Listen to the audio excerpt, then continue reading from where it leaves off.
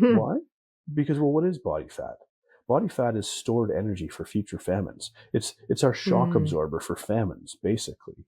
And the more fat you have, the better you are equipped to survive a famine. Your biology is not looking at how, heart disease or whatever. It's looking at how do I survive the next 3 months or 6 months of food insecurity?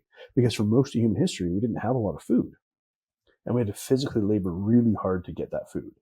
It, mhm. so you take that biology, that famine biology, and plunk it into the 21st century, where we have supermarkets filled with cheap junk food that's literally just your brain is wired to, you eat this and it just lights up like you're on crack. You're like, what?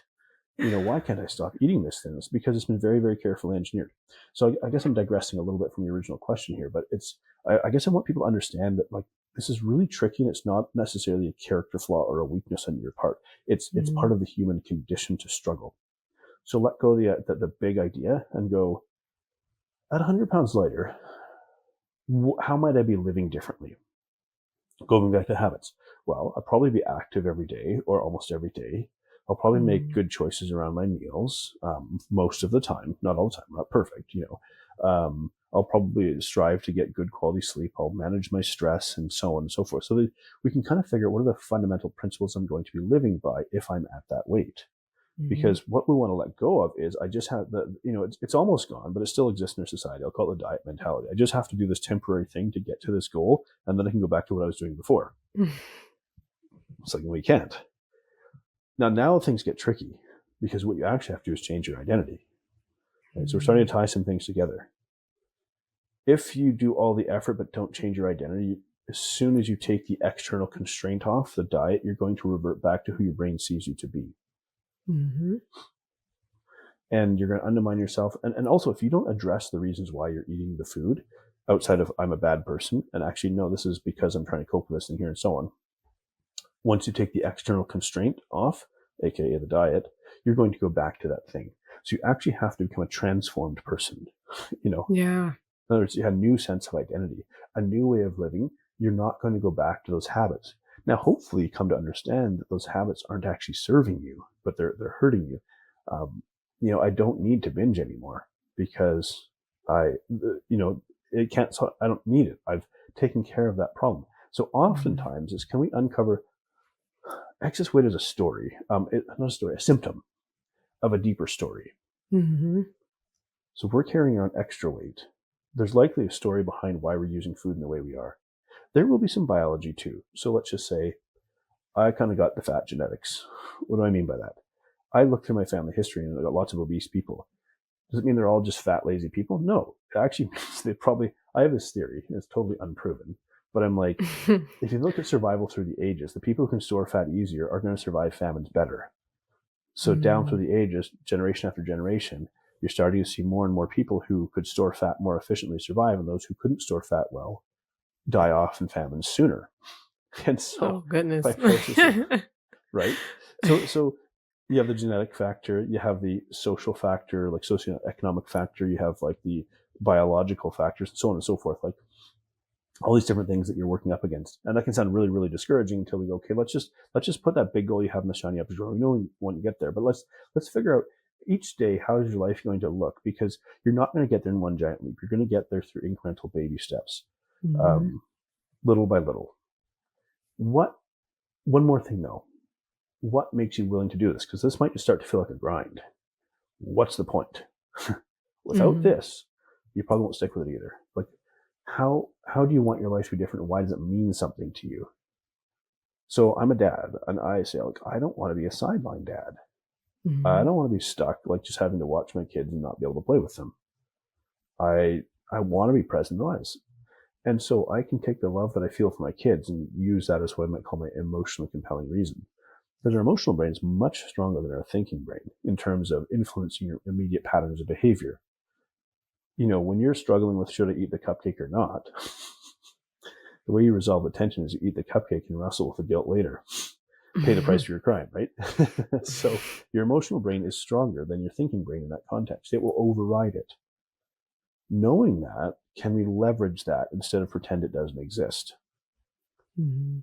What do I want more? What means, like, in a deeper, more purposeful sense of my life? What does this mean to me? So During your weight loss journey and Hmm. overcoming addiction and stuff like that, how did that really impact your relationship and your faith in God? Hugely. First off, I realized that God didn't hate me for my sin. Mm, That was a big one. Is thinking that I was like the least like worthwhile human being on the planet, and that God must hate me because I'm such a sinful, struggling human being. And coming to realize that He doesn't hate me. This doesn't mean He was saying keep sinning, keep doing the things hurting you. It just means that I right. don't hate you for this. In fact, I love you so much that I'm going to send Jesus to pay the price for your sin, so you don't have to carry that burden with you. Mm, Doesn't mean it's a license to keep doing the things hurting you, though, right? I think we sometimes forget this, that sin separates us from God, and God wants to be with us. So He's made atonement for us. But if we keep inviting sin back into our life, we keep creating separation between us and God. So, but right. but that's a bit of a sidetrack. But really, it was coming to realize that God doesn't hate me.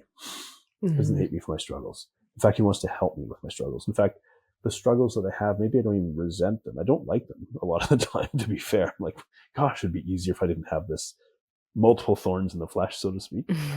But it, it keeps me reaching out to God. It also, I think, has a way of humbling us.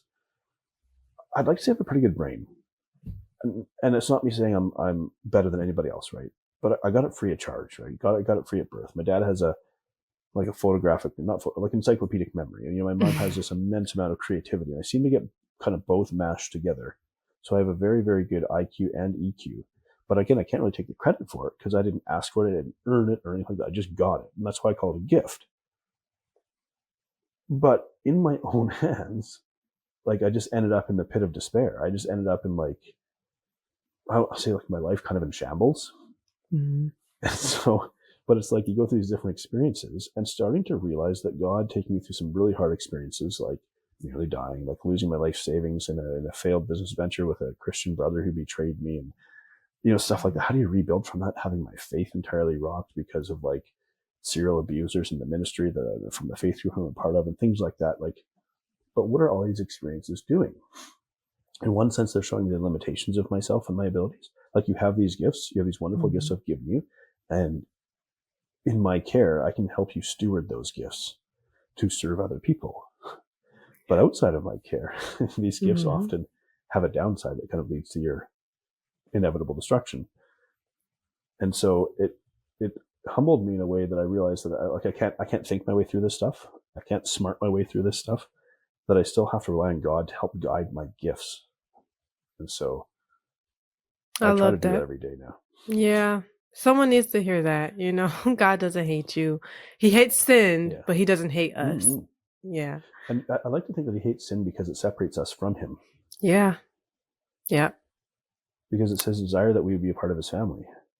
I Absolutely. think so many people they want to picture God as like sitting there with a hammer just waiting to smash people. Because don't forget when you read stuff in the Old Testament, for example, which is pretty hard reading at times. I'm not it's pretend it's not. I'm not going to sugarcoat this, right? But we read sometimes hundreds of years worth of history in a single chapter. And so we Mm. miss the context. And so we tend to compress it all and think God was just waiting there. Bam. I'll give one example. The Canaanites, who were for 400 plus years, like 5 lifetimes, 5 of our lifetimes, sacrificing children to the god of Molech, Mm. burning them alive to this god that doesn't exist. And God himself witnessed this and still didn't destroy them. He tried to reach them. And when he couldn't Mm. reach them, eventually he sent the children of Israel, not because they're perfect, but they became his instrument of judgment. Mm. But we want to talk about long suffering. Imagine for 400 years watching people do this thing that is the most heinous evil imaginable, and he still didn't destroy them yet. Or Noah and the flood. I'm going to do something so crazy that you cannot ignore it. Everybody would have been talking about it. And yet, he gave, well, people say 100 years. I think it was like 75, but the numbers don't really matter. He gave basically an entire lifetime for people to come to terms with this before he rendered his judgment. And I think there's Mhm. something important for us to understand is God is long suffering. He is patient. He gives us a lifetime. Some are longer than others, right? Some people have a short life, but he gives us a lifetime. But there is a judgment at the end of that. And I try to keep that in mind. It's not because God wants to swing a hammer. He's giving us this life to invite, like, I want to be a part of your life. And your life will even be better with me in it. I think about some of the most fundamental Christian principles. Self-denial. Self-denial prevents addiction. The path of self-indulgence leads to addiction, and addiction leads to death. Self-denial actually makes your life better. And that's the message the world doesn't want you to hear. Do the thing that makes you feel good. Feels really good in the moment, and it will kill you. Right? So self-denial is not necessarily about ruining your life. It's about saving you from death. Yeah. Every principle that God taught through Jesus is about making our quality of life better every day. Yeah. Speaking of the Bible, what is your favorite Bible story? Well, one of your favorite Bible stories, or a verse that you just love to go back to? Well, I would say I find myself really identifying with Daniel, and I didn't like in one of my first Bibles I have written in like the first page. I would have been like maybe 7 or 8 years old, and it says Daniel, page 640, Daniel 6, page 644. In that Bible, on page 644 is the start of Daniel chapter 6. And it's the story of Daniel in the lion's den. I didn't really realize my affinity for Daniel was maybe a bit more than me just being like in awe of this story about Daniel in the lion's den, but about who Daniel is and who his character is. And finding a lot of affinity. So in a very simplified way, I go, who is Daniel? In the early stages of his life, he's a courageous man who stood up, when everybody else wanted to bow down, because he wouldn't bow down to anybody but God, and he was willing to die for that. He wasn't afraid of that. He was an advisor to royalty. So he, and oftentimes I think, what am I doing? Because every one of us is royalty in God's eyes, in a sense. Because God is the royal family. He's the king, right? And we're invited into his family. So we're actually part of the royal family. And I go, what do I do with these gifts I've been given? Is I can see things in others through all these different experiences in life. God has refined this gift and refined me, brought me to this place that I recognize that I have this gift. And in his care, I can steward this gift and essentially be like an advisor to royalty. I think I identify closely with David, being overlooked, underappreciated, being seen as too young, but still being rejected, by man, but being called by God. Yeah. This is the thing about story and why these things are kept on record is there's a few things that are really wonderful about it. The human condition doesn't really change because it's, God set it in motion. And so we can read these stories of old, and we can read these books of wisdom, and we think like this wisdom is timeless, which is quite something. Yes, the language changes. If you're reading like archaic, Victorian English in the King James Version versus whatever, RSV and NASB 95 are my choices of translation now. But we see ourselves in these stories, and they give us hope. You think about David and some of the most like terrible sins that he committed, and yet he was a man after God's own heart. And I love that. If you're a woman after God's own heart, you're like, as flawed as I am, I'm pursuing God's heart. Isn't that it's just amazing? It's wonderful. And we see ourselves in that, we feel inspired by it. And go, hey, if it was possible with this man who was just a human in one sense, like the rest of us, like this is possible for us. So stories inspire us.